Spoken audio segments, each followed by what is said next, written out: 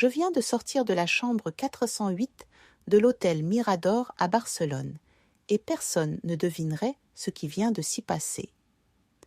Mon cœur bat la chamade, comme si je venais de vivre une vie entière en quelques minutes.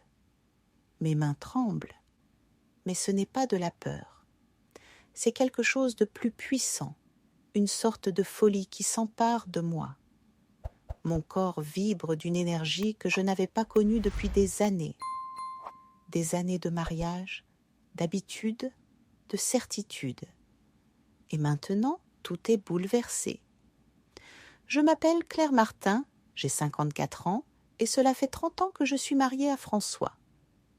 30 longues années, ou devrais-je dire, 30 longues années de dévouement, de sacrifice et d'amour, ou du moins ce que je croyais être de l'amour. J'ai toujours été fidèle, toujours présente pour lui, pour notre famille, pour notre maison, pour nos projets. Mais ce que je viens de découvrir, ce que j'ai vu, tout change, tout. Il y a quelques jours, en fouillant par hasard dans son téléphone, une simple notification, un message de trop, j'ai découvert l'impensable, des échanges, des mots doux, des promesses, et cette femme, Léa. Je me suis demandé comment j'avais pu être aussi aveugle pendant tout ce temps. Comment ai-je pu ne rien voir? Je lui ai toujours fait confiance. Trop peut-être. Je n'ai rien dit.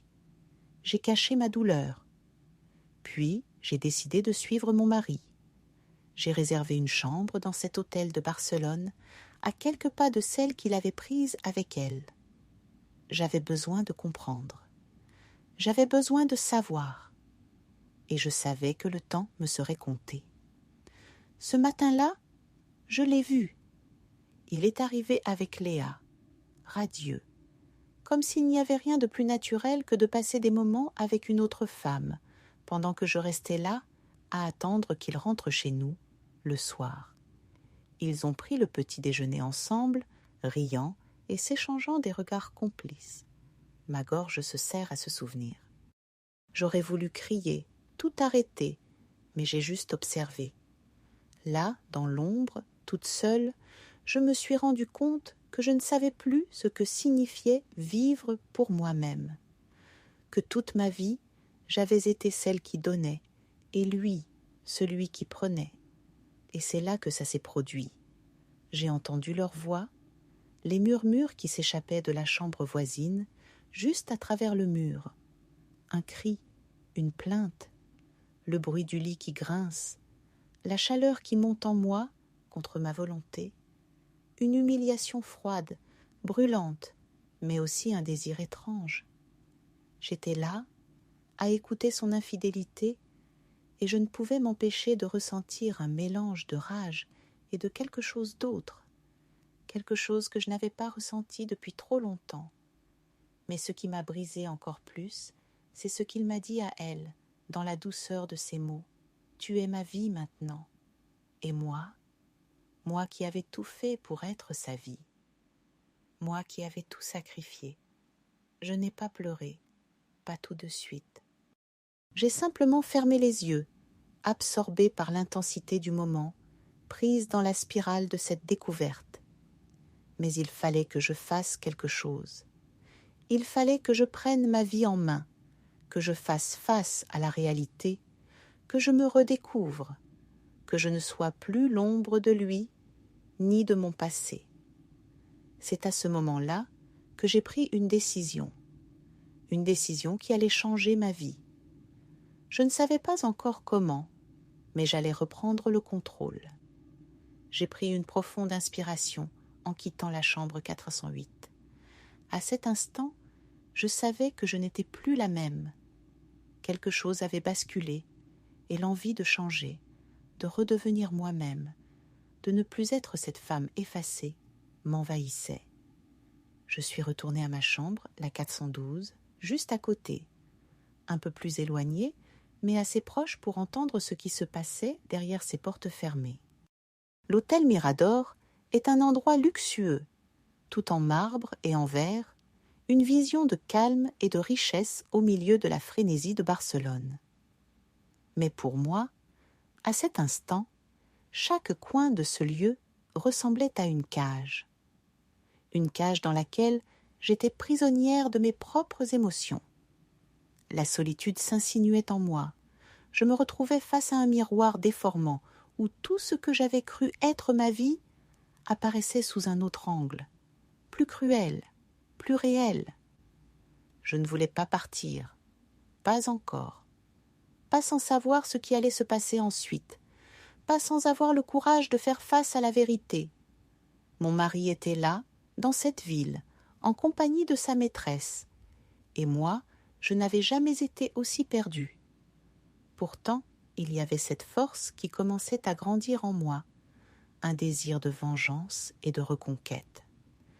J'ai passé la journée dans ma chambre, seule, à réfléchir, à analyser chaque détail de ce que j'avais vu.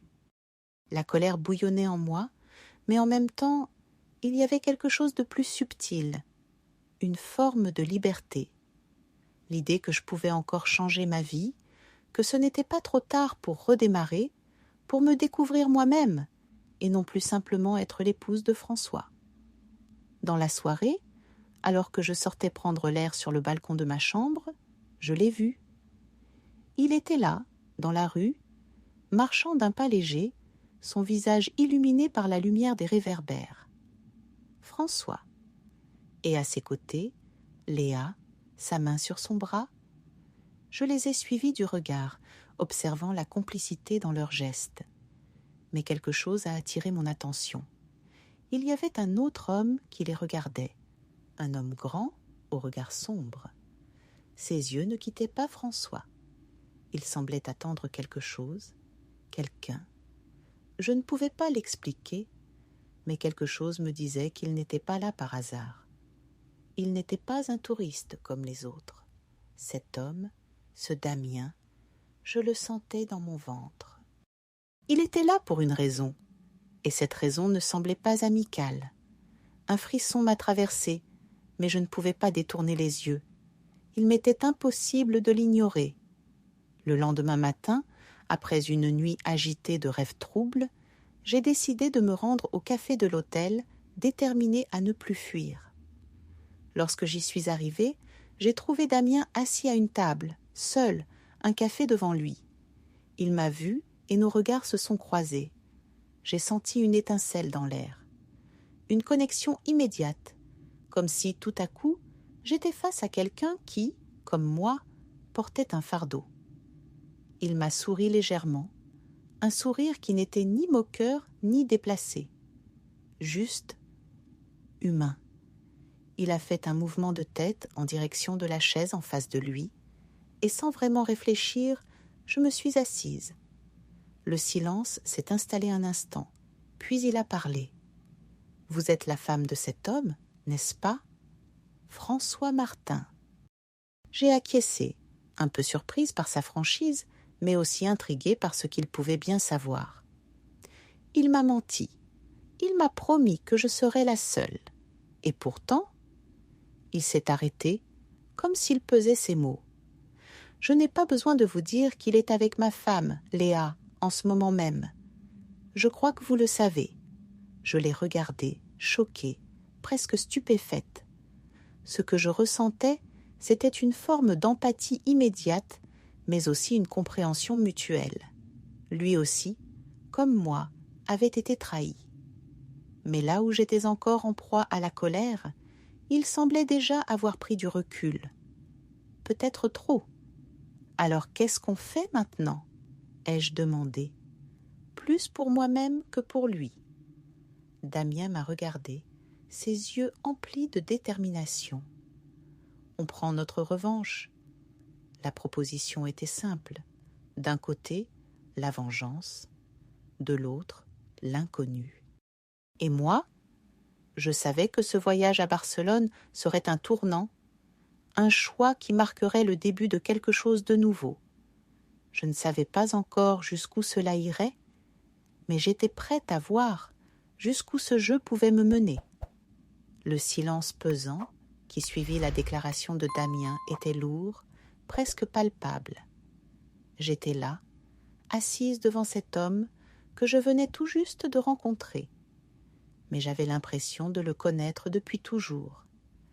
Nous étions deux âmes perdues, en quête de quelque chose de plus grand que la simple vengeance, quelque chose qui dépassait la douleur et la trahison.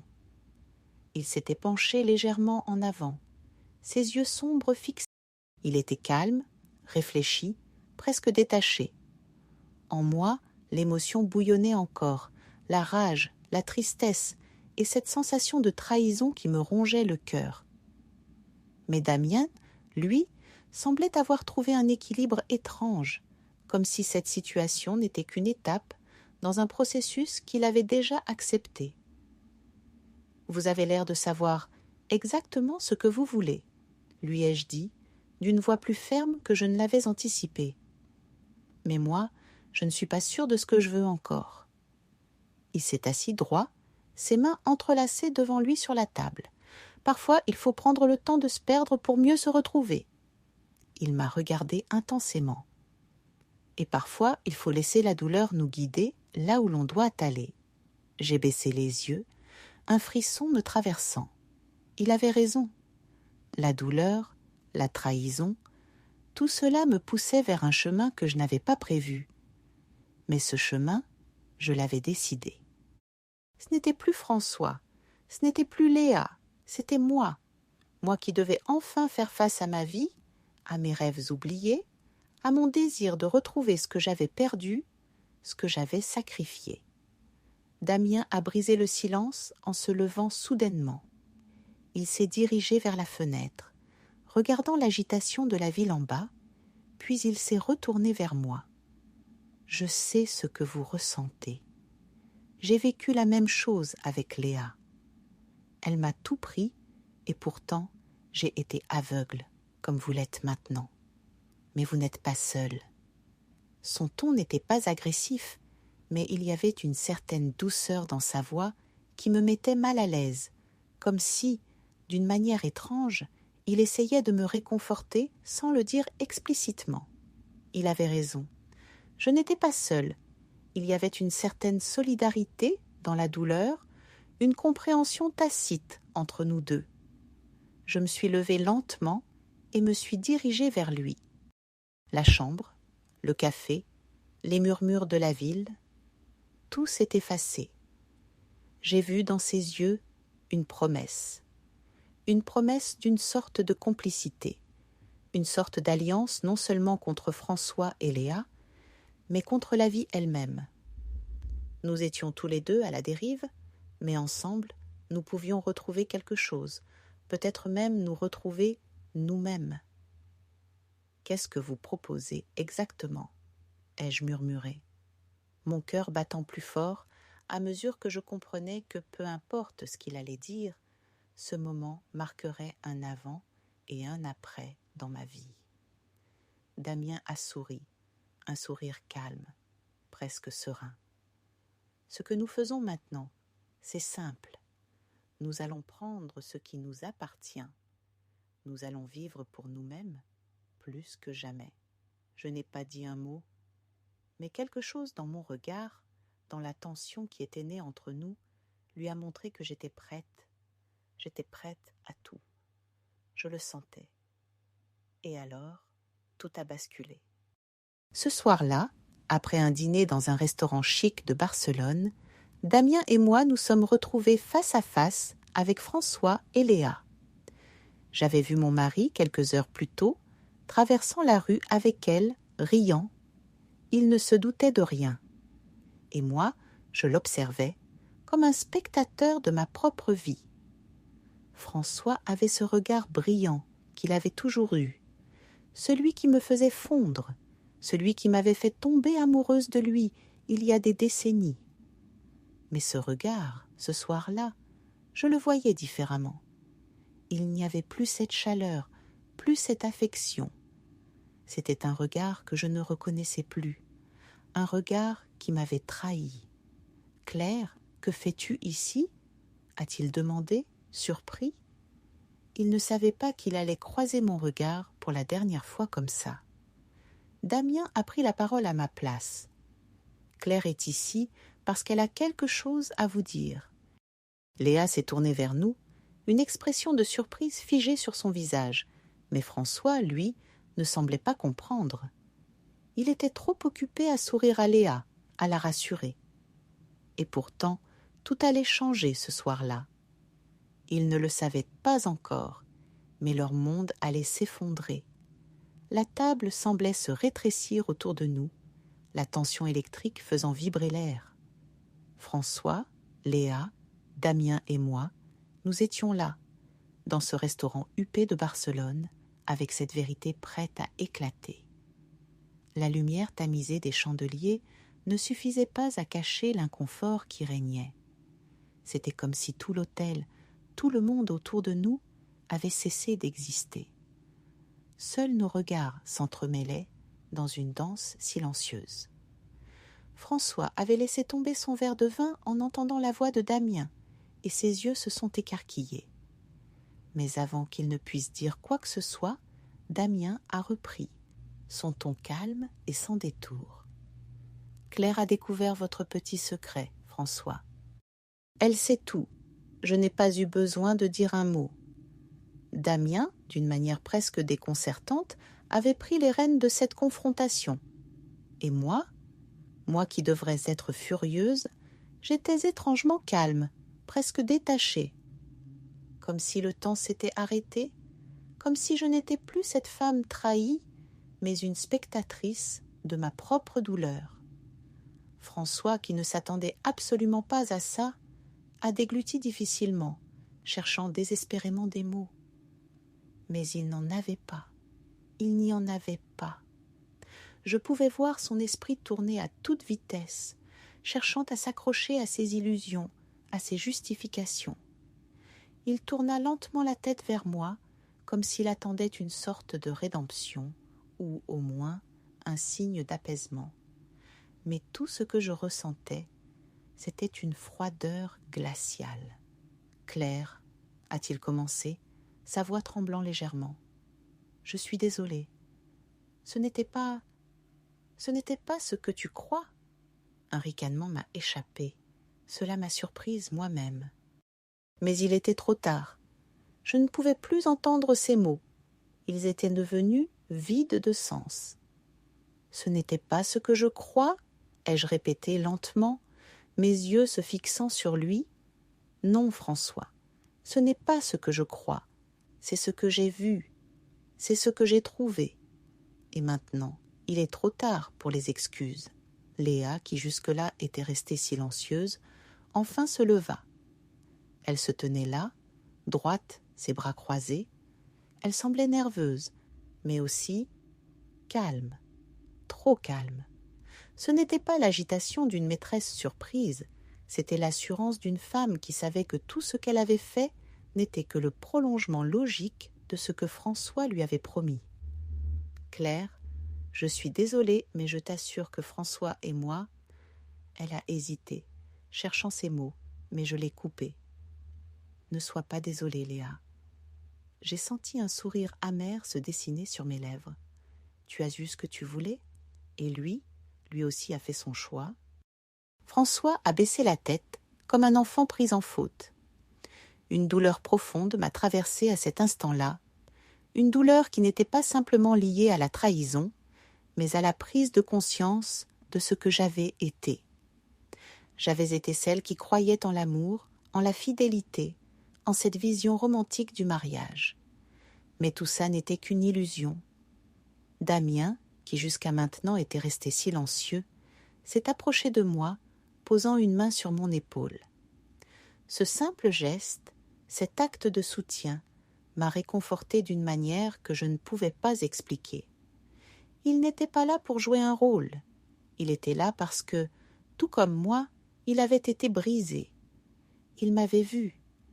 Il m'avait comprise. Et en cet instant, nous étions sur la même longueur d'onde. Il est temps d'aller plus loin.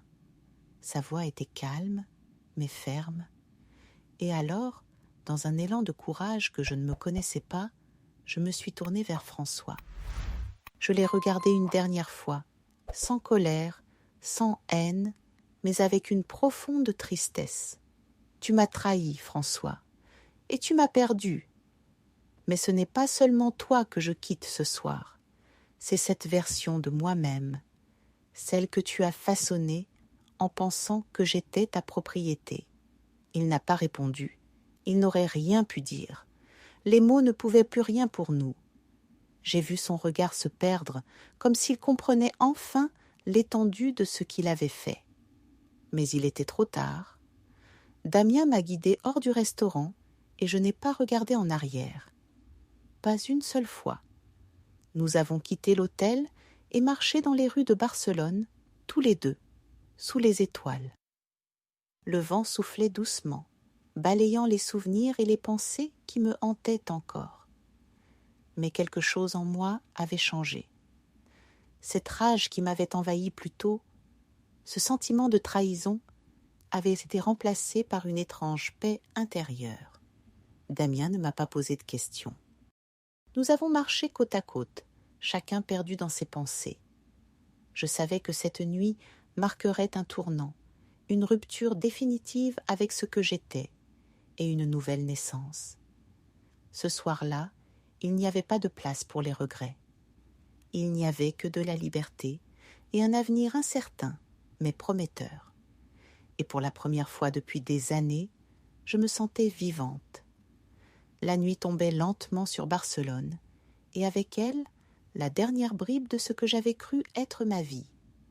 La ville, qui m'avait vu naître et grandir, m'étonnait par sa beauté, par ses lumières éclatantes, mais aussi par cette étrange atmosphère de renouveau que j'avais décidé d'embrasser. Damien et moi, nous marchions côte à côte, sans dire un mot, mais pourtant chacun de nos pas résonnait comme un adieu. Ce n'était pas simplement à François que je disais adieu, mais à moi-même.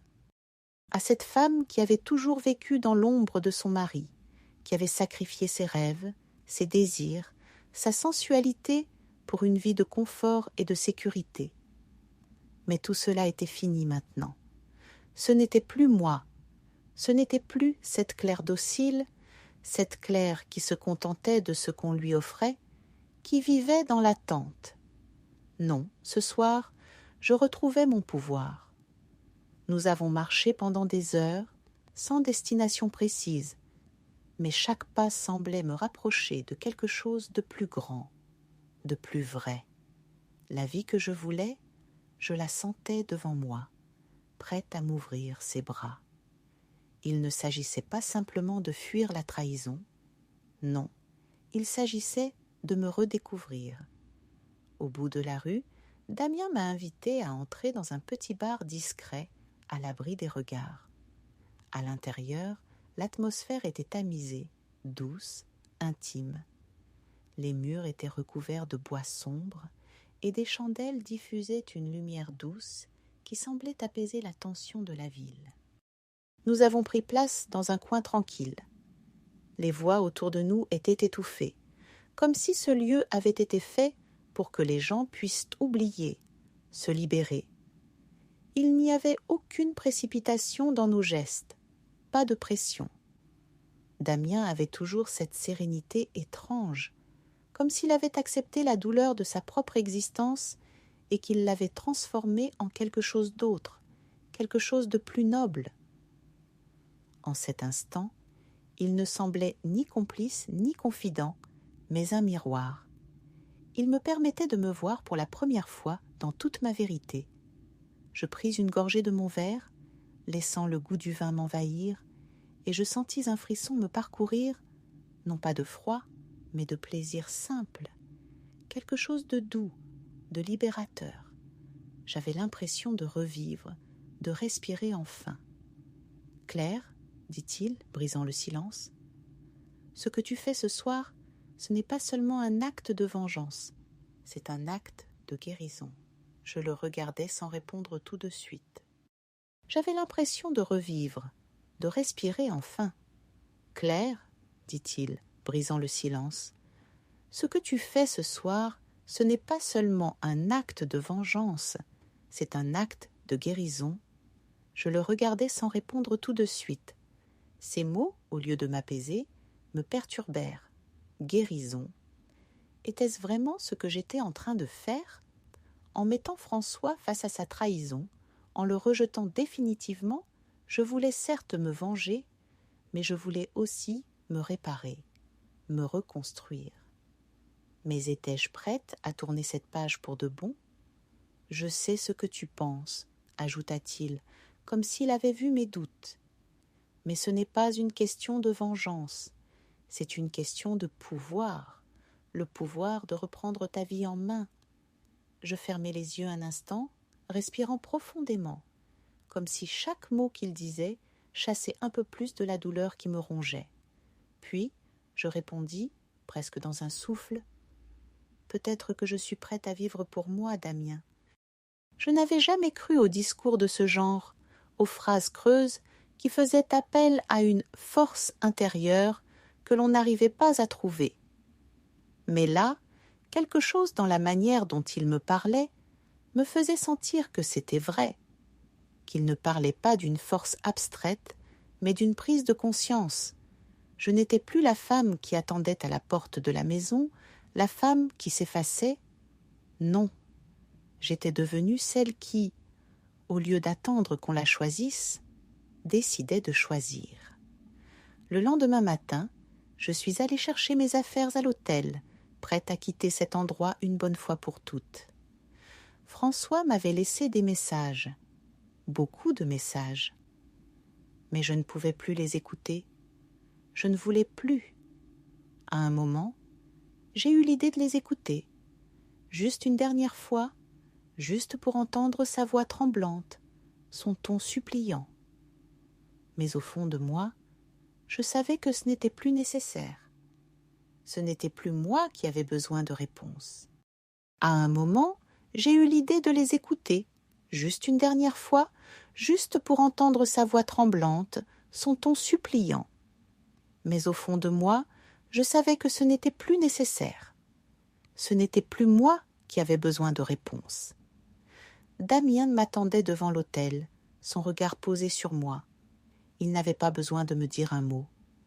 Nous savions tous les deux que cette séparation était la fin d'un cycle, mais aussi le début d'un autre, le début de ma renaissance.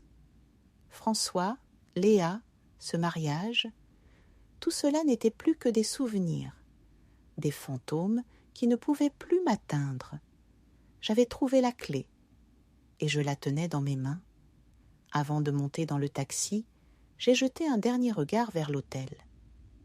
Cette fois, ce n'était pas de la tristesse que je ressentais, mais une sensation d'accomplissement, de liberté. Le taxi nous emmena loin du centre-ville, dans un quartier calme, à l'écart des tumultes de la ville. Il faisait doux, et le vent frais me chatouillait la peau. Nous n'avions pas encore parlé de ce que nous allions faire, mais, à ce moment-là, peu importait. Je savais que la route qui m'attendait serait longue, mais je la prendrais. Pas pour me venger, mais pour me retrouver. Et à cet instant, je n'avais plus peur. Les jours suivants, une étrange quiétude s'est installée en moi. La ville, vibrante, bouillonnante de vie, semblait vouloir me bousculer, me faire oublier ce qui venait de se passer. Mais au fond de moi, il y avait une paix silencieuse, une paix que je n'avais pas connue depuis des années. C'était comme si j'avais enfin trouvé ma place dans ce monde, comme si, au milieu de ce tourbillon, j'étais devenue, d'un seul coup, plus forte, plus présente et plus vivante. Je vivais dans une petite maison, à l'extérieur de Barcelone, loin des bruits et des distractions. L'endroit était simple, presque rustique, mais c'était exactement ce dont j'avais besoin. J'avais quitté l'hôtel où j'avais séjourné avec François et Léa, et j'avais choisi de m'installer dans un coin tranquille, à l'écart des souvenirs. Cela me permettait de retrouver ma liberté, de retrouver mon rythme, loin des décisions impulsives ou des pressions externes. Au début, Damien venait me voir tous les 2 ou 3 jours. Il avait toujours cette calme assurance, cet air de quelqu'un qui a accepté sa propre souffrance sans se laisser engloutir par elle. Il était devenu, d'une manière étrange, un compagnon de route. Pas un amant, mais un témoin de ma transformation, de cette lente métamorphose qui m'empêchait de retourner en arrière. Un soir, alors que nous étions tous les deux assis sur ma terrasse, sous un ciel étoilé, il me lança une question qui me fit réfléchir. « Claire, qu'est-ce qui te fait encore peur ?» Je n'avais pas de réponse immédiate. Au fond de moi, il n'y avait plus de place pour la peur, plus pour la colère. Je me suis tournée vers lui, et notre regard s'est croisé. Il n'y avait pas de jugement dans ses yeux, pas de reproche, juste cette bienveillance qui m'avait permis d'ouvrir mes yeux sur la vérité. Ce qui me faisait peur, je le savais maintenant. C'était de perdre le contrôle, de me retrouver, d'une manière ou d'une autre, à la dérive. Je n'étais pas sûre de pouvoir tenir mon nouveau rôle, ce rôle de femme libre, de femme qui se redécouvrait. J'ai peur de ne pas savoir qui je suis, Damien. Il m'a regardée en silence pendant un moment, puis il a dit, d'une voix douce, « Tu n'as pas besoin de savoir qui tu es tout de suite. L'important, c'est que tu t'ouvres à cette femme que tu es en train de devenir. Et peu à peu, elle viendra. Elle se révélera. » Je l'ai regardée, et pour la première fois, j'ai senti que ces mots résonnaient profondément en moi. Ce n'était pas une réponse toute faite, une réponse qu'on aurait pu trouver dans un livre ou dans un film. Non, il parlait avec cette certitude tranquille de celui qui a vécu, de celui qui sait que le temps finit toujours par remettre les choses en place. Le lendemain, après son départ, je suis allée me promener dans la ville. J'avais besoin de marcher seule, de réfléchir. Barcelone était animée, mais il y avait une douceur dans l'air, une chaleur d'été qui m'enveloppait. À chaque pas, je sentais mon cœur se libérer un peu plus. Au bout de quelques heures, je me suis retrouvée face à la mer. J'ai contemplé l'horizon, le bleu infini, les vagues qui se brisaient sur le sable. La mer, dans toute sa grandeur, m'a rappelé la vie. Et la vie, c'était ce qui m'attendait désormais. Je m'assis sur un banc, les yeux fermés, respirant profondément. Il était temps de m'ouvrir à cette nouvelle réalité, d'accepter que ma vie ne serait plus jamais la même. Mais c'était une chance, pas une malédiction. Une chance de redevenir la femme que je n'avais jamais vraiment été, une chance de me réinventer. Je suis restée là, longtemps, presque immobile, laissant le vent me caresser, m'emplir d'une énergie nouvelle. Le bruit des vagues me berçait, me nettoyait. Tout ce que j'avais vécu, la douleur, la trahison, la solitude, semblait se dissiper peu à peu, comme si la mer emportait tout, loin derrière moi. Il ne restait que moi, Claire Martin, cette femme qui ne savait pas encore tout, mais qui avait fait le choix de vivre, d'avancer. La nuit tomba, et je rentrai à la maison, épuisée, mais sereine. En franchissant le seuil, j'ai compris que, peu importe ce qui allait se passer, j'étais prête à prendre le risque. Celui de vivre enfin pour moi. Pas pour lui, pas pour les autres, mais pour moi. Le lendemain, j'ai décidé de partir.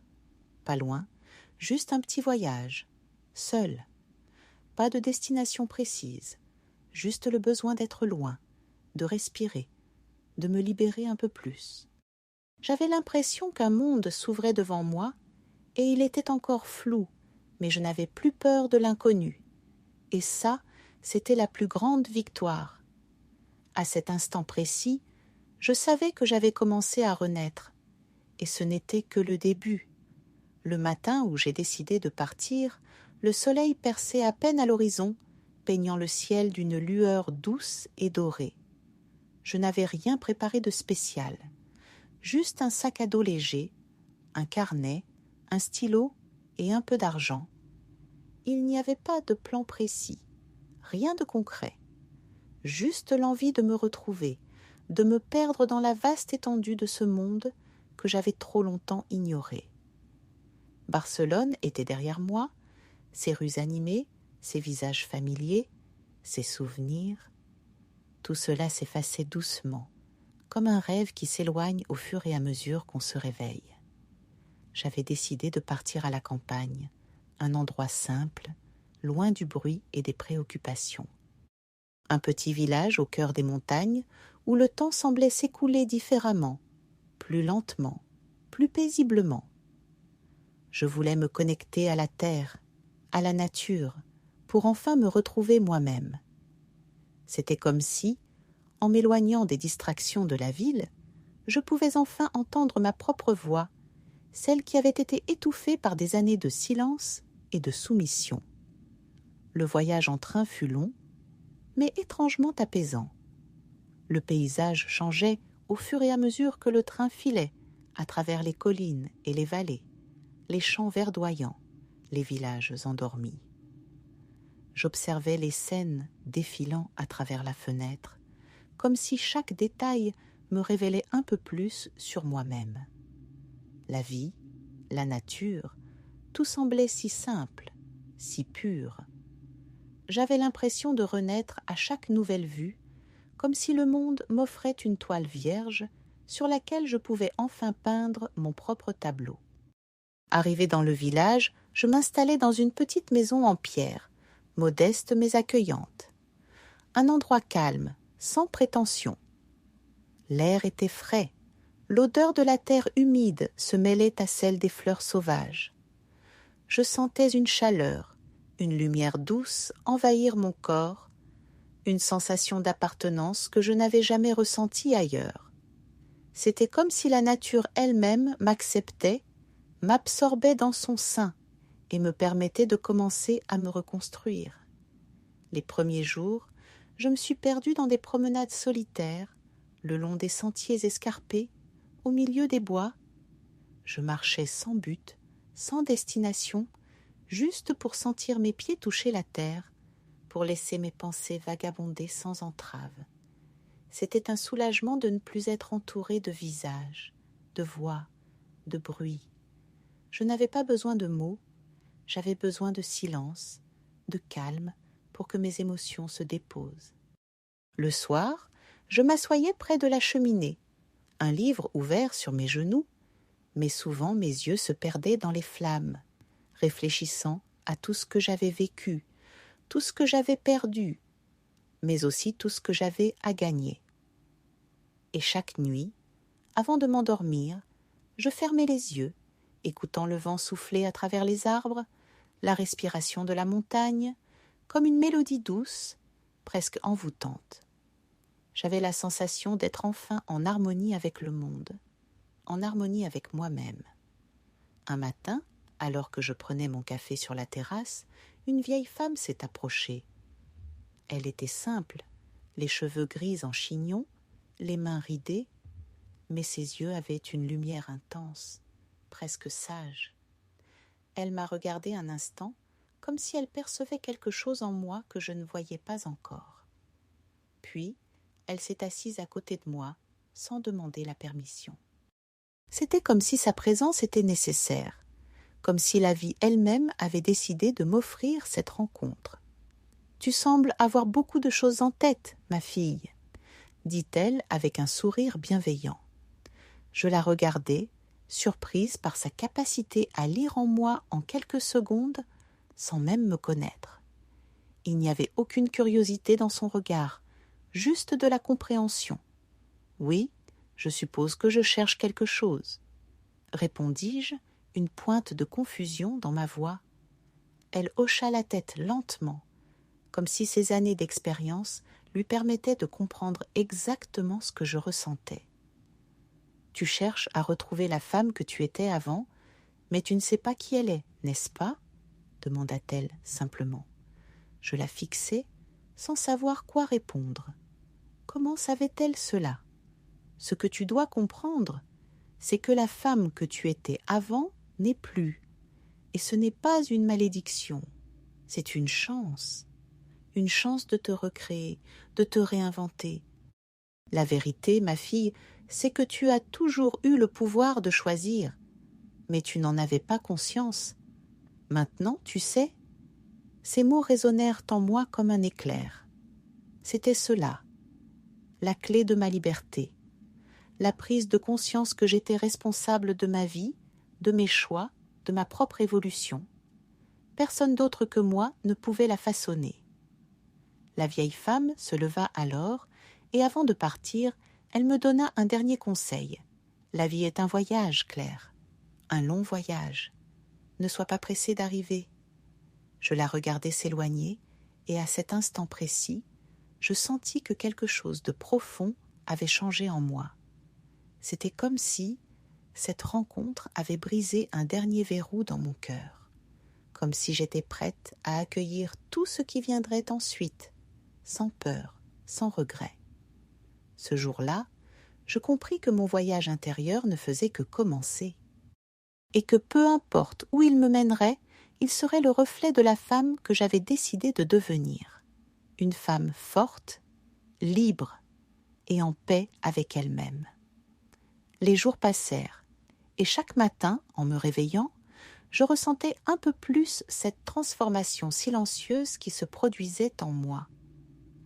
Les blessures anciennes se refermaient lentement, laissant place à quelque chose de neuf, de plus lumineux, de plus solide.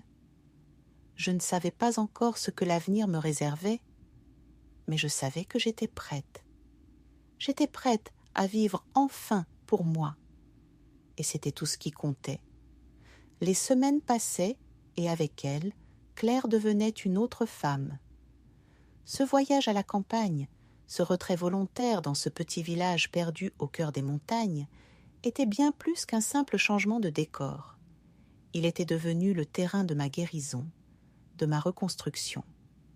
Chaque jour, chaque moment de solitude était une pierre ajoutée à l'édifice de ma renaissance. Le matin, je me réveillais avec la lumière douce du soleil qui s'infiltrait à travers les rideaux de ma chambre. Le chant des oiseaux et le vent qui soufflait dans les arbres étaient les premières choses que j'entendais, et elles m'offraient une sensation de paix, de douceur. Pas de réveil brusque, pas d'obligation, juste le temps de vivre, le temps d'être. Ma routine avait changé. Je me levais tôt, je partais me promener dans la forêt, seule, ou parfois accompagnée d'un vieil homme du village qui me racontait les histoires de la région, les légendes oubliées. Il parlait de la vie simple, de la nature, de l'importance de l'instant présent. À ses côtés, je me sentais complètement différente, apaisée, comme si tout ce que j'avais vécu n'était qu'une autre vie, une existence à laquelle je n'appartenais plus. Les après-midi étaient consacrés à l'écriture.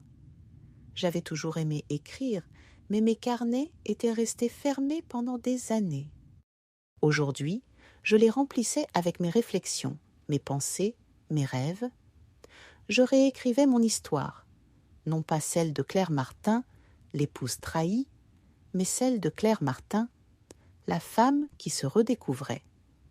C'était une manière de mettre des mots sur ma transformation, de prendre du recul sur ce que j'avais vécu. Et peu à peu, ces mots se transformaient en une nouvelle vision de moi-même, plus audacieuse, plus indépendante. L'écriture était devenue un exutoire, mais aussi un miroir. Un miroir dans lequel je voyais apparaître une Claire que je n'avais jamais rencontrée, ou plutôt une Claire que j'avais oubliée. Cette femme, elle était là, en moi, prête à éclater au grand jour. Un soir, alors que je sortais pour une promenade nocturne, je croisai Damien. Il n'était pas venu pendant plusieurs jours, absorbé par ses propres affaires, par sa propre quête de guérison. Mais il était là, ce soir-là, marchant seul dans la rue principale du village, sous la lueur des réverbères. Il s'arrêta en me voyant, un léger sourire sur les lèvres. « Claire ?» dit-il simplement. Il n'avait pas besoin de dire plus. Nos regards s'étaient déjà croisés, pleins de non-dits, pleins de respect. Il n'était pas là pour me récupérer. Il n'était pas là pour faire de la souffrance un terrain de jeu. Non, Damien était simplement un compagnon de route, un témoin de ce que j'étais en train de devenir. « Comment ça va ?» demanda-t-il d'un ton simple, mais chargé d'une sincérité qui m'étonna. Je lui souris. « Ça va bien, mieux qu'hier. » Il resta un moment à me regarder, comme s'il attendait que je lui révèle quelque chose. Peut-être attendait-il une réponse plus profonde, une vérité cachée derrière mes mots. Mais non, ce n'était pas le moment. Il fallait que je vive pour moi avant tout. Et c'était ce que j'étais en train de faire. J'ai enfin trouvé un endroit qui me ressemble, Damien. Un endroit où je peux être seule et en paix. Il hocha la tête, un sourire léger étirant ses lèvres. Je le savais. C'est ce qu'il te fallait. Nous restâmes là, quelques instants, sans rien dire. Les silences n'étaient plus pesants, ils étaient riches de compréhension. Damien était devenu un ami, un confident, pas un amant, pas un homme à désirer, mais un homme à comprendre, un homme avec qui partager ce voyage, sans attente, sans dépendance. Je partis, comme chaque soir, pour ma promenade sous les étoiles. Ce soir-là, je me suis sentie plus légère que jamais, plus libre. Il n'y avait plus de poids, plus de chaînes. François, Léa, tout ça était derrière moi. Il ne restait que ce chemin devant moi, cette route encore floue, mais pleine de promesses. Je n'avais plus peur. Peu importe où elle me mènerait, j'étais prête à avancer. Les mois suivants, j'ai appris à savourer les petites choses. La chaleur du soleil sur ma peau, le bruit des feuilles qui se froissent sous mes pas, le goût du pain frais sorti du four du village. Ces petites joies simples, qu'on oublie souvent dans la frénésie de la vie moderne, m'apparaissaient comme des trésors. Un jour, je suis allée à une foire locale, un événement typique du village, avec des étals de produits artisanaux, des musiciens, des enfants courant dans tous les sens. Je me suis laissée emporter par l'animation, le sourire aux lèvres. C'était le genre de journée que j'aurais autrefois jugée futile. Mais aujourd'hui, elle me remplissait d'une joie pure, d'une simplicité que je n'avais jamais connue. J'ai acheté un petit bijou, un pendentif en argent, fait à la main. C'était un symbole de ma liberté retrouvée. Je l'ai porté tous les jours, comme un talisman, comme un rappel de tout ce que j'avais traversé et de tout ce que j'avais encore à découvrir. Le soir, alors que je m'assoyais sur ma terrasse, le regard perdu dans les montagnes lointaines, je pensais à tout ce que j'avais vécu, à ce que j'avais perdu et ce que j'avais gagné. J'étais devenue une autre femme, mais pas une femme en guerre, une femme qui avait trouvé la paix. Et c'était là, dans cette paix intérieure, que résidait ma véritable liberté. Le vent soufflait à travers les arbres, et j'ai su dans cette sérénité que j'étais prête à vivre, prête à être moi. Les mois s'étaient écoulés doucement, comme une rivière tranquille qui se faufile entre les pierres, sans hâte, sans brusquerie. L'été était maintenant bien installé dans le village et la chaleur enveloppait chaque coin de la vallée. J'avais appris à m'adapter à ce rythme, à cette simplicité qui me donnait un sens nouveau de l'existence. Mais quelque part, au fond de moi, une question persistait, discrète mais tenace. Est-ce que je pouvais vraiment tourner la page définitivement ? Est-ce que cette paix intérieure, que je commençais tout juste à apprécier, durerait ? Je ne savais pas encore quelle forme prendrait mon avenir, mais il était certain qu'il ne ressemblerait plus à ce que j'avais connu, et je n'avais pas peur de l'inconnu. Bien au contraire, je le cherchais. J'avais redécouvert la force en moi, et cette force ne dépendait plus des autres. Elle venait de moi. Ce matin-là, j'étais assise dans le petit café du village, une tasse de café chaud entre les mains. Le soleil filtrait à travers les fenêtres, projetant des rayons dorés sur les tables en bois. La vie ici était paisible, mais je savais que cette tranquillité n'était qu'une phase nécessaire. Mais je n'avais pas encore pris de décision définitive. Il avait un air détendu, presque serein, mais ses yeux trahissaient une certaine intensité, comme s'il portait en lui quelque chose qu'il avait du mal à exprimer. Il s'approcha de ma table, son regard se posant sur moi. « Mais toi, tu es différente. Tu as fait quelque chose que je n'ai pas su faire. Tu as choisi de ne pas fuir, de t'affronter, de changer. Et ça demande du courage. » Je restais silencieuse, prise dans ses mots, dans la vérité qu'il portait. Oui, j'avais fait un choix de me retrouver, de prendre le contrôle. Mais cela ne m'avait pas été facile. Ça avait été un long chemin, semé d'embûches. Pourtant, ce chemin était celui que j'avais choisi, et il m'avait mené ici, à ce moment précis.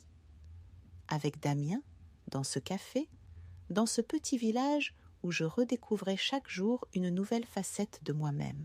« Tu sais, reprit-il, je pense qu'il est temps pour nous deux de faire le dernier pas vers la liberté, pas juste ici, dans ce village, mais dans notre vie. » J'étais perdue dans ses paroles, dans la profondeur qu'il mettait derrière chaque mot.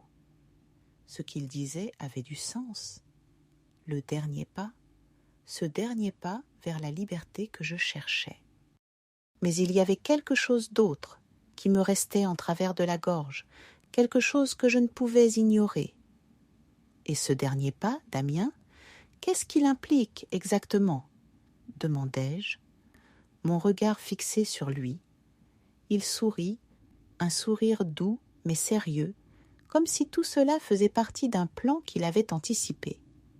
Il implique de revenir à soi, Claire, revenir à ce que tu as laissé derrière toi, la ville, la famille, les relations passées, tout ce que tu as fui. Ce n'est pas fuir à nouveau, c'est les affronter, mais cette fois avec tout ce que tu es devenu. Ces mots frappèrent un point sensible. La ville, François, le passé. Il était vrai que, bien que j'aie trouvé cette paix, il me restait des choses non résolues. Et pourtant, à chaque pensée, une résistance se manifestait. L'idée de revenir en arrière, de refaire face à tout cela, me mettait mal à l'aise. Mais Damien avait raison. Cette fuite, cette évasion ne serait qu'un échappatoire. Pas comme avant. Non, pas comme la ville qui m'avait vue souffrir, mais comme un champ de bataille où je reviendrais plus forte, plus sûre de moi.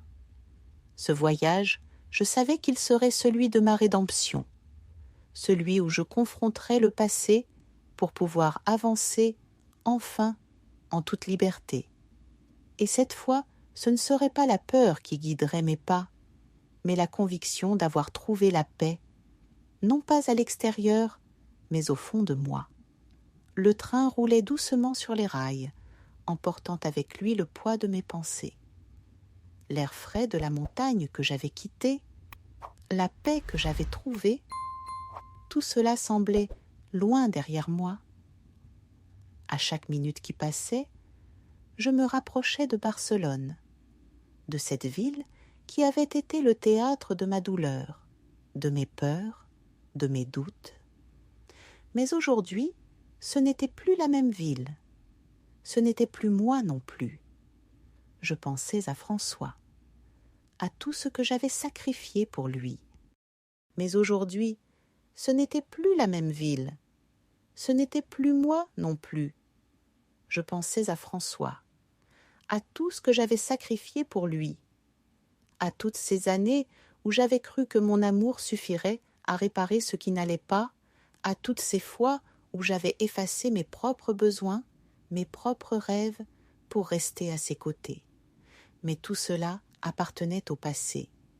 Je n'étais plus la femme qui pleurait en silence dans l'ombre de son mari. Je n'étais plus la femme qui se sentait invisible. Je m'étais reconstruite, Et aujourd'hui, j'étais prête à le lui dire que c'était terminé, que je ne reviendrais pas. Le train s'arrêta enfin à la gare de Barcelone. Je descendis sur le quai, le bruit du train qui repartait dans mes oreilles. L'atmosphère de la gare m'envahit, un mélange de foule, de bruit, de voix qui se mêlaient dans une cacophonie de vies différentes. Barcelone m'accueillait à bras ouverts, mais ce n'était plus la ville de mes souvenirs. C'était un terrain vierge, un endroit où je pouvais réécrire mon histoire. Je pris un taxi jusqu'à l'hôtel où j'avais passé les dernières semaines avec François, où j'avais découvert sa trahison. La porte de l'hôtel, l'accueil froid du personnel, tout m'était familier et en même temps étranger. Je marchai jusqu'à la chambre que nous partagions autrefois. La clé tourna dans la serrure et j'ouvris la porte. Rien n'avait changé. Les mêmes murs, les mêmes meubles, mais tout avait changé pour moi. J'avais changé. J'étais une autre femme, et cette chambre, ce lieu, n'avait plus de pouvoir sur moi. Je m'assis sur le lit, regardant autour de moi, mes pensées allant et venant. J'étais venue ici non pas pour revivre le passé, mais pour le confronter, pour le fermer définitivement. Je pris mon téléphone et j'appelai François. Il répondit au bout de quelques sonneries. Sa voix me parvint, un peu hésitante. « Claire ?» Je pris une profonde inspiration. « Je suis à Barcelone, François. Et je veux te voir. » Il y eut un silence, puis il répondit, surpris. « Tu es là ?» ?»« Oui, et cette fois, ce sera différent. » Je raccrochai avant qu'il ne puisse ajouter quoi que ce soit. Un sentiment étrange me traversa. C'était un mélange de calme et de détermination. J'avais traversé trop de choses pour revenir en arrière. Il était temps que je le confronte, que je lui dise, en face, que tout était terminé, que je n'étais plus la même femme qu'il avait épousée. Je savais qu'il viendrait. Il ne pouvait pas résister. Il viendrait, comme il l'avait toujours fait, pensant peut-être qu'il pourrait me faire revenir, que je me plierais à nouveau à ses exigences, à ses mensonges. Mais il se trompait. Quelques minutes plus tard, François arriva dans le hall de l'hôtel. Je le vis à travers la fenêtre, marchant d'un pas rapide, la mine inquiète. Il était là, mais il ne savait pas que, ce soir-là, c'était lui qui allait être confronté à la vérité. Je lui fais signe d'entrer. Je le fixe, mais cette fois, je ne ressens aucune douleur, aucune souffrance, seulement une immense clarté. « Claire, pourquoi es-tu ici ?» demande-t-il, son regard fuyant.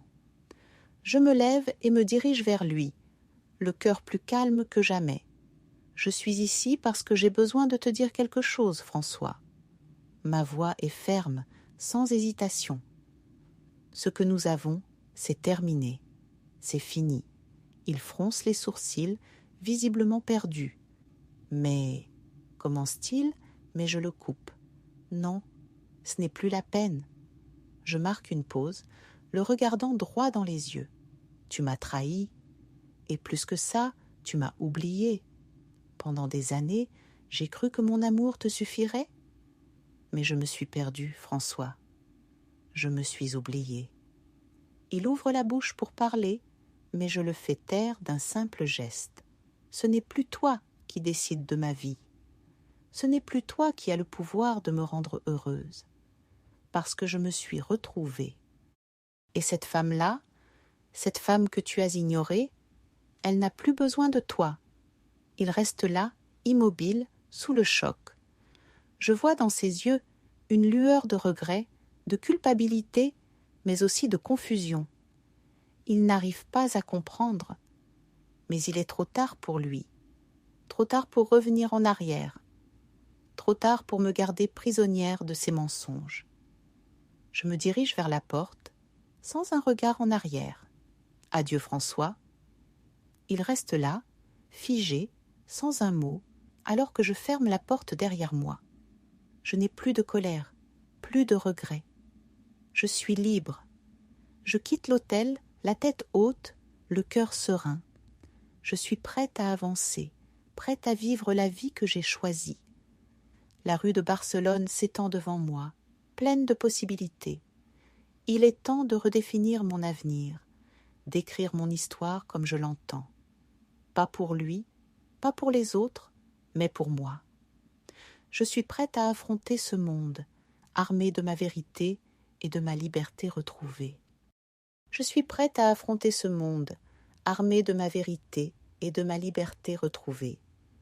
Et ce soir-là, alors que le ciel s'assombrit et que les lumières de la ville s'allument lentement, je prends une profonde inspiration, prête à aller de l'avant. Cette Claire Martin, celle que j'ai retrouvée, est prête pour tout. Et personne, plus jamais, ne pourra me faire douter de ma propre valeur. Le vent soufflait doucement dans les rues de Barcelone, une brise chaude qui me caressait le visage, me rappelant que j'étais vivante, vraiment vivante. Il y avait quelque chose de neuf, quelque chose de vibrant dans cette ville que j'avais quittée en douleur, mais que je retrouvais désormais avec la certitude d'une femme prête à tout affronter. La ville était bruyante, bruyante comme toujours, mais aujourd'hui, elle m'offrait une énergie différente, un nouveau souffle, comme si chaque coin de rue était une promesse d'avenir, une promesse que j'allais tracer. J'avais quitté l'hôtel, quitté François, mais ce n'était pas une fuite. Non, c'était une décision de ne plus me cacher, de ne plus vivre à l'ombre de qui que ce soit, de ne plus avoir peur d'affronter la vérité en face, ma vérité. Ce n'était plus François, ni Léa, ni même le passé qui me définissait. C'était moi, et c'était la première fois que je m'en rendais pleinement compte. Je n'avais jamais pris le temps de comprendre qui j'étais au fond de moi, ce que je voulais vraiment. J'avais toujours été la femme de, la mère de, l'épouse de. Mais Claire avait été oubliée dans tout cela. Claire s'était effacée. Mais maintenant, je revenais. Pas dans la même version. Je revenais pour écrire une nouvelle histoire. Mon histoire. Je me suis dirigée vers un petit café que j'avais l'habitude de fréquenter, à l'époque où tout semblait figé, où je me contentais de regarder la vie passer, sans jamais y prendre part. Aujourd'hui, c'était différent. Chaque pas, chaque mouvement avait un sens. Je me suis installée à une table en terrasse et j'ai commandé un café. Le serveur m'a regardée, un sourire dans les yeux, et j'ai remarqué qu'il me traitait différemment. Comme si, quelque part dans mon regard, il voyait cette transformation, ce changement palpable. J'ai pris une gorgée de café, savourant le goût amer, mais agréable.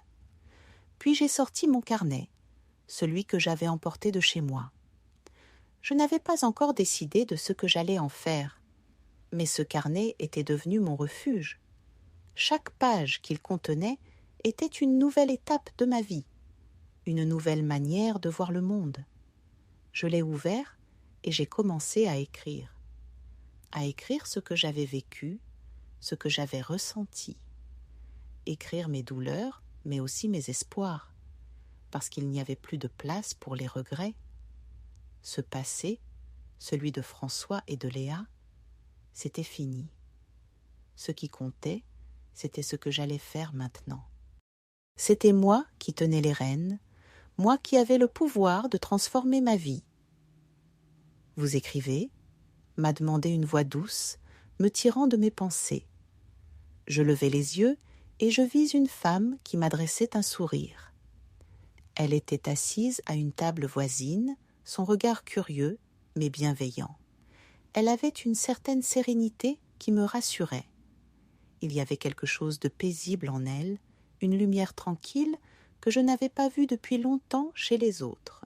« Oui, » répondis-je, en souriant à mon tour. J'écris pour moi, pour me retrouver. Elle hocha la tête, comme si elle comprenait exactement ce que je voulais dire. J'ai toujours cru que l'écriture était une forme de guérison. Elle marqua une pause. Vous savez, il n'est jamais trop tard pour se retrouver, pour changer, pour redécouvrir qui on est vraiment. Ces mots résonnèrent en moi comme une vérité universelle. Oui, il n'était jamais trop tard. Et maintenant que j'avais commencé, je ne pouvais plus m'arrêter. L'écriture était le fil qui me reliait à ma propre essence, à ma propre renaissance. Elle était ma manière de dire au monde que j'étais là, que j'existais pour moi et pas pour les autres. Je pris une nouvelle gorgée de café, appréciant chaque instant de ce moment. Et alors que je regardais le monde autour de moi, je compris que je n'avais plus peur. Plus jamais. Les jours qui suivirent furent consacrés à cette nouvelle quête, celle de me reconstruire, de me redéfinir. Il y avait encore des endroits en moi où je n'étais pas totalement guérie, des blessures qui mettaient du temps à cicatriser, mais c'était normal. Je savais que chaque étape de cette guérison serait différente, mais chaque étape était un pas vers l'avenir que je voulais. Un avenir qui ne dépendrait plus de l'approbation de personne. Un mois plus tard, alors que l'automne commençait à s'installer, j'ai reçu une lettre de François. Il m'écrivait qu'il regrettait, qu'il voulait qu'on se parle, mais je n'ai pas ressenti l'urgence de répondre. Pas tout de suite. Ce que j'avais vécu avec lui ne nécessitait pas de discussion supplémentaire. La vérité, je l'avais déjà entendue et je l'avais acceptée. Il était un chapitre de ma vie, un chapitre clos. J'ai mis la lettre de côté. Ce qui comptait maintenant, c'était ce qui était devant moi, ce que j'allais devenir. Cette femme forte, indépendante, sereine, que j'étais en train de devenir. Je me levai de ma table et en sortant du café, je laissai derrière moi une dernière partie du passé. Je savais que je ne reviendrais jamais en arrière.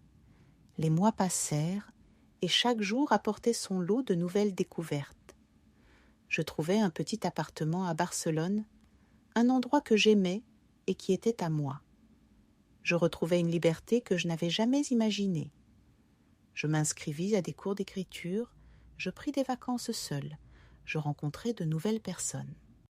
Et au fond, tout cela n'avait rien à voir avec ce que j'avais vécu avant. Ce n'était pas la fuite, c'était une renaissance. Et ce jour-là, en regardant les rayons du soleil se refléter sur les façades des bâtiments, je compris que je n'étais plus cette femme qui cherchait son bonheur dans les autres. J'étais celle qui créait son propre bonheur, chaque jour. Cette Claire Martin-là, je l'aimais, et plus jamais je ne la laisserai partir. Le temps, la vie avait commencé à m'offrir des opportunités que je n'avais jamais imaginées, mais que j'avais toujours espérées. Ma liberté n'était pas simplement un concept abstrait. Elle était devenue tangible, chaque moment que je vivais renforçant ce sentiment. Ce matin-là, je me suis levée tôt, comme d'habitude, pour profiter de la lumière douce du matin. Je me suis habillée, enfilant un jean simple, une chemise blanche et un foulard. Ce n'était rien de spécial, juste la manière de vivre qui était désormais la mienne. Simple, mais authentique. Je suis sortie dans la rue, sentant le parfum des fleurs, les odeurs de la ville qui commençaient à s'éveiller. Un café, quelques courses au marché, des sourires échangés avec les gens que je croisais. Chaque geste était un acte de bonheur simple, une preuve que la vie pouvait être douce, même dans ces petites choses. Je me suis rendue dans un café en terrasse, où je me suis assise seule, comme j'avais l'habitude de le faire. Je n'attendais personne, je n'avais pas de plan précis pour la journée, mais c'était suffisant. La tranquillité de cet instant m'apportait une paix que je n'avais pas connue auparavant. Je commençais à écrire dans mon carnet, comme j'avais appris à le faire. Ce carnet était devenu un véritable exutoire, un moyen de m'exprimer, d'explorer mes émotions et mes réflexions sans filtre. Les mots s'écrivaient d'eux-mêmes, guidés par cette liberté retrouvée. Les premiers mots qui sortirent ce matin-là furent simples. Je suis devenue celle que je devais être. J'ai refermé le carnet, un sourire serein sur les lèvres. J'étais bien, loin des tumultes du passé, loin des attentes des autres, loin des décisions des autres. J'étais claire, claire tout entière, avec ses rêves, ses désirs et la liberté d'être, une liberté que je n'avais jamais osé imaginer avant. À ce moment précis, alors que j'étais là, assise à une table de café, j'ai vu une silhouette familière, François. Il s'approchait de moi, l'air hésitant, comme si ce moment était aussi important pour lui que pour moi. Je l'avais vu plusieurs fois en pensée, mais je n'avais pas voulu chercher la confrontation. Pas encore. Mais il était là, devant moi, comme un dernier fantôme à affronter. Il s'arrêta à ma table sans savoir quoi dire. Il avait l'air fatigué, usé par le temps. Son visage avait pris des rides supplémentaires, comme s'il avait porté le poids de ses choix sur ses épaules. Et il n'était pas celui qui me faisait souffrir, maintenant. Ce n'était plus le François que j'avais aimé. Non, c'était un homme perdu dans ses propres erreurs et un homme que je n'avais plus besoin de comprendre. Claire, je voulais m'excuser. Sa voix était brisée, mais je ne ressentais ni colère ni haine. Juste une immense indifférence, un détachement que je n'avais jamais connu. Je le regardais calmement, sans jugement, sans émotion. « Tu n'as plus besoin de t'excuser, François. Le passé est derrière nous. » Il resta silencieux, observant la personne que j'étais devenue. Mais il n'y avait plus d'espace entre nous pour une réconciliation. Je n'avais plus besoin de lui, ni de ses excuses. Ce n'était même plus un point que je voulais aborder. Tout ce que j'avais vécu, tout ce que j'avais traversé, m'avait conduite ici, dans cette paix intérieure. Et je ne voulais plus être distraite de cette paix. « Je suis heureux que tu aies trouvé ton chemin, » dit-il enfin, d'une voix presque désolée, mais il semblait comprendre, à sa manière. « Je crois que tu mérites d'être heureuse. » Je lui souris doucement, mais ce sourire n'était plus celui de la femme d'avant. C'était un sourire de quelqu'un qui avait accepté son passé sans vouloir le changer, qui l'avait transformé en quelque chose de plus lumineux. Je le suis, François. Je suis vraiment heureuse. Puis, après un silence, je me levai, fermant le carnet que je gardais toujours avec moi. « Mais tu vois, je ne suis plus celle que j'étais avec toi. Je suis moi maintenant, et c'est tout ce que je peux être. » Il n'essaya pas de me retenir. Il ne dit rien de plus. Il comprenait. Il savait que je n'avais plus besoin de lui pour avancer.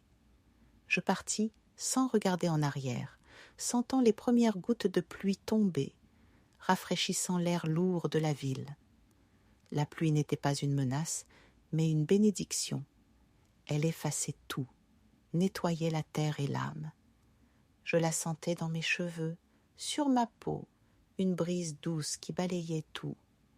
Et quand je me retournai, une dernière fois pour regarder la ville de Barcelone, je me rendis compte qu'il n'y avait plus de chaînes, plus de regrets.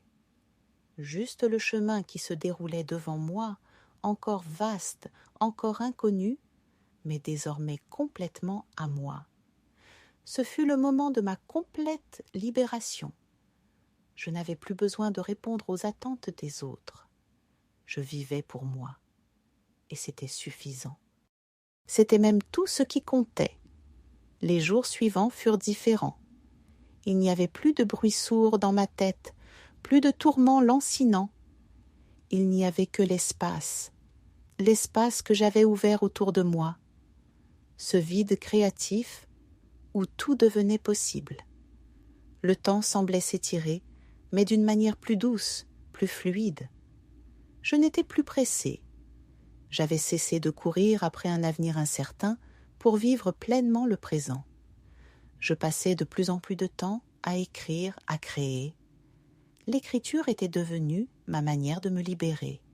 Elle était mon ancrage.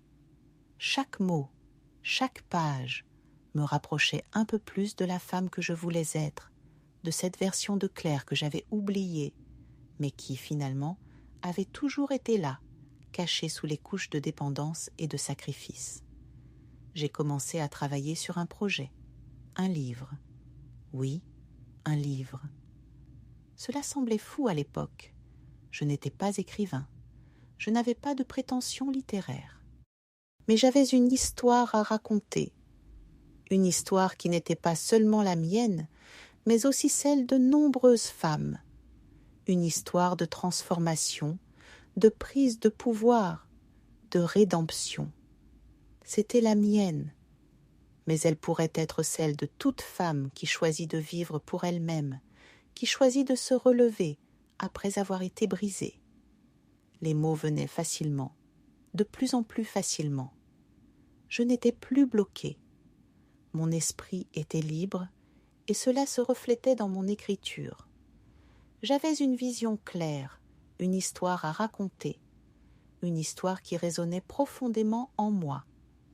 Chaque chapitre que j'écrivais, chaque page que je remplissais, me donnait un sentiment de puissance. Ce livre, c'était mon histoire, mais aussi mon manifeste. Un cri de libération, un témoignage pour toutes celles qui s'étaient perdues dans le silence, dans la soumission.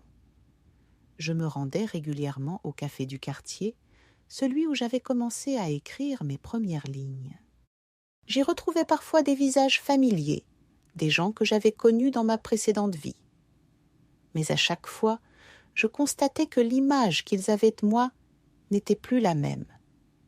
Ceux qui me reconnaissaient voyaient la différence, sans que j'aie besoin de leur expliquer quoi que ce soit. Je ne faisais plus partie de ce monde, et ce monde ne faisait plus partie de moi. Un après-midi, alors que je m'apprêtais à quitter le café, une jeune femme s'approcha de ma table. Elle avait l'air nerveuse, mais déterminée. Elle m'adressa un sourire timide, puis se lança. « Excusez-moi, je voulais vous dire que vous m'inspirez. Je vous ai vu ces derniers mois, et il y a quelque chose chez vous, dans votre façon d'être, qui m'a poussée à vouloir changer. » Je la regardais, surprise par ces mots, mais aussi touchée. Elle s'assit à ma table, et sans que je ne lui demande, elle commença à me raconter son histoire. Elle m'expliqua comment elle se sentait coincée dans sa vie, dans une relation étouffante, sans pouvoir se libérer de l'influence de ses proches. Elle me parla de ses rêves, de ses aspirations. Tout en elle respirait la peur de prendre sa place, de s'affirmer. « Je ne sais pas par où commencer, » dit-elle, les yeux brillants d'espoir, mais aussi de doute. Je l'écoutais longuement, puis je posai ma main sur la sienne. Le plus important, c'est de commencer par toi-même. Ce n'est pas facile, mais c'est nécessaire. Tu dois faire le choix de t'aimer, de t'écouter. Et même si ça fait peur, tu verras qu'au final, c'est la meilleure décision que tu puisses prendre. Elle hocha la tête, émue. Mais il y avait dans ses yeux cette lueur d'espoir que je connaissais bien. Cette lumière qui grandit lentement, mais sûrement, lorsque l'on commence à comprendre qu'on peut changer sa vie. Les mois suivants, je continuais d'écrire, mais aussi de partager mon histoire. Pas seulement à travers les pages de mon livre, mais en rencontrant des femmes, en discutant, en leur offrant l'espace de s'exprimer. J'étais devenue une sorte de confidente pour celles qui se retrouvaient dans mon parcours. C'était un rôle qui ne me semblait pas imposé, mais qui s'était naturellement présenté à moi. J'étais prête à écouter, à comprendre, à aider celles qui étaient prêtes à se libérer à leur tour. Le livre que j'écrivais prit forme peu à peu, et chaque fois que je le relisais, je ressentais une nouvelle vague de satisfaction. Ce n'était pas juste un récit, C'était un acte de catharsis, une libération de tout ce que j'avais vécu et appris, une catharsis qui allait bien au-delà de moi-même. Je l'envoyai finalement à une maison d'édition sans grande attente, mais quelques mois plus tard, j'ai reçu une réponse. Ils étaient intéressés. Ce livre allait voir le jour et il allait parler à d'autres. À ces femmes, ces hommes, ces âmes perdues qui avaient besoin de se retrouver.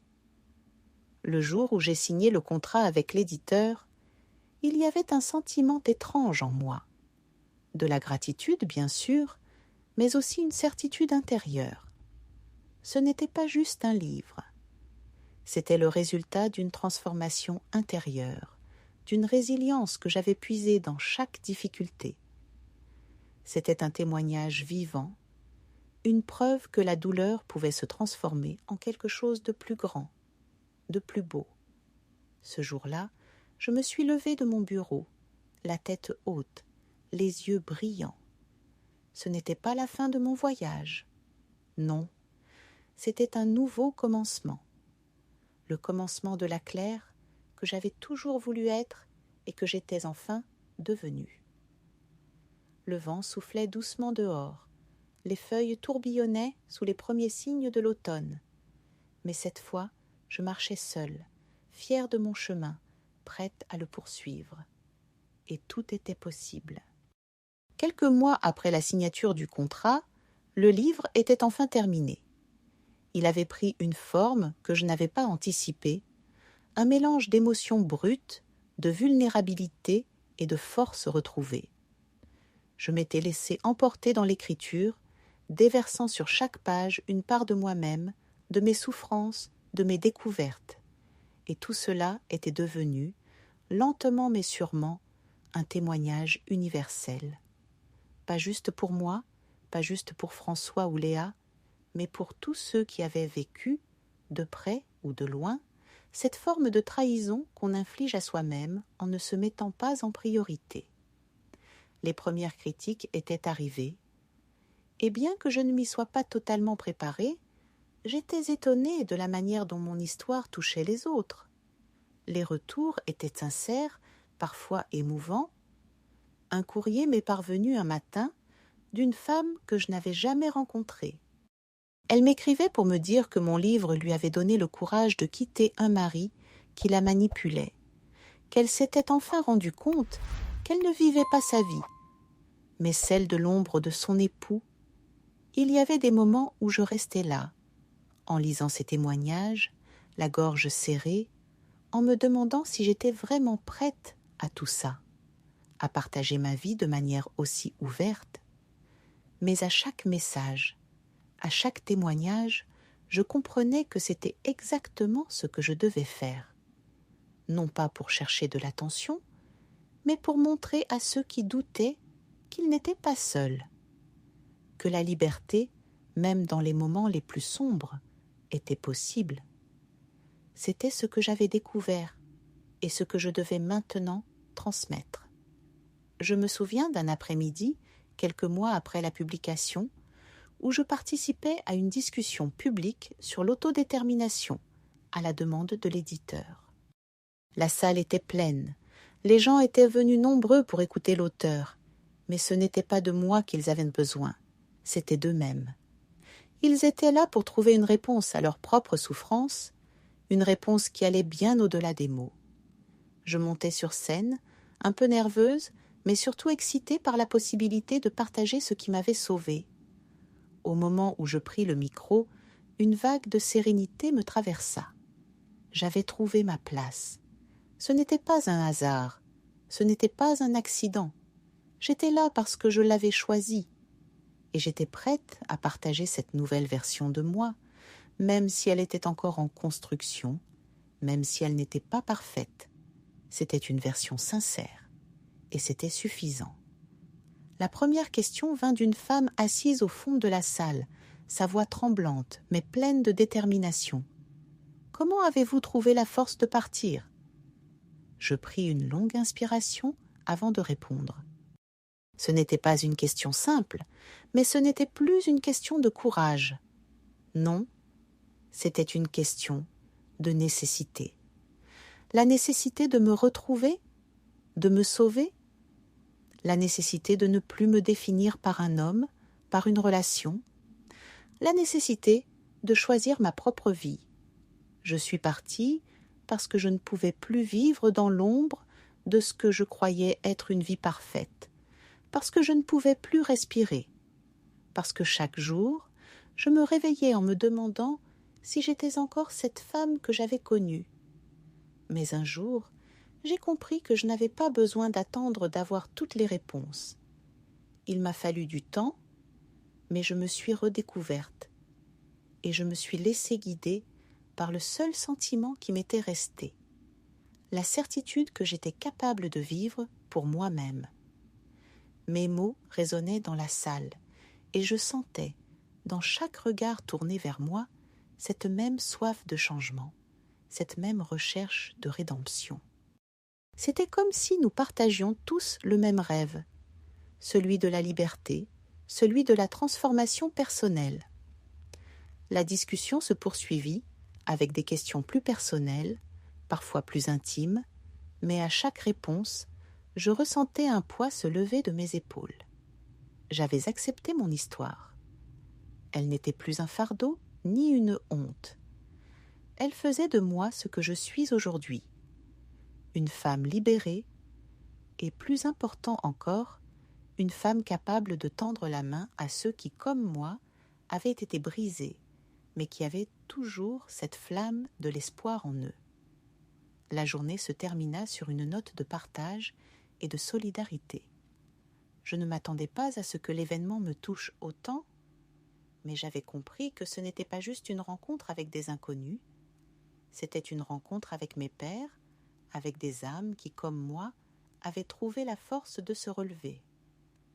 Le soir, en rentrant chez moi, je me posais sur le canapé, épuisée, mais sereine. Je regardais le carnet que j'avais laissé de côté pendant quelques jours.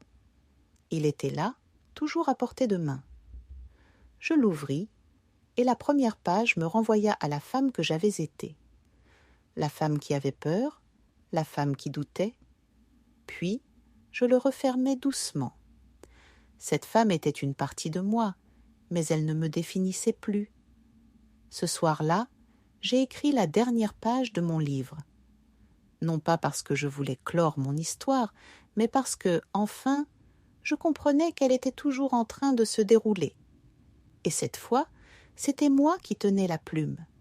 La dernière phrase, simple mais profonde, résumait tout ce que j'avais appris. Il n'y a pas de fin, seulement des commencements.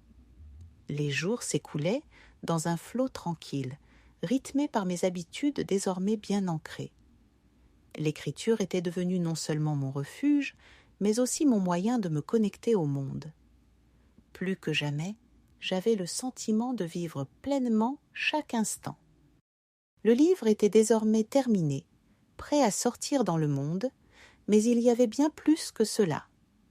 À travers les mots, j'avais trouvé non seulement un moyen de guérir, mais aussi une voie pour encourager les autres à emprunter leur propre chemin vers la liberté.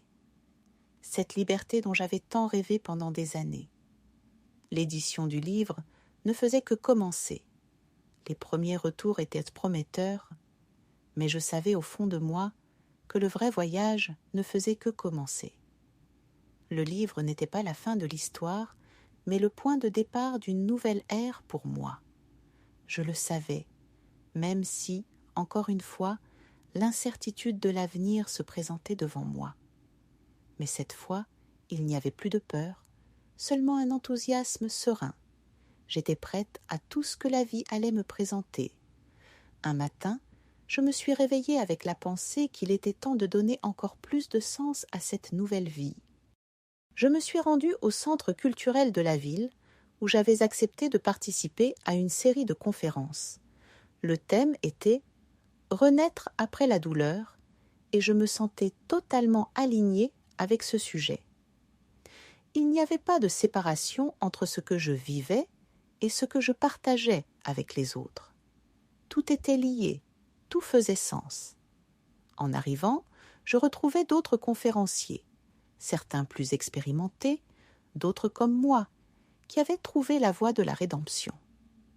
Ce n'était pas seulement une conférence pour moi, c'était un moment de transmission, de partage.